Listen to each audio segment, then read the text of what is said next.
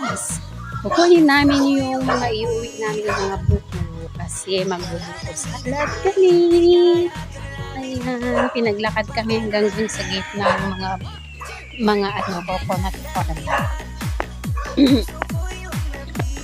Kuhain namin kasi nabalatan na ni Kuya yun. Wedge. Oh, there you go. Ayun na. Masok kita dun sa gate na yun. Ayan, nandito na yung mga buko.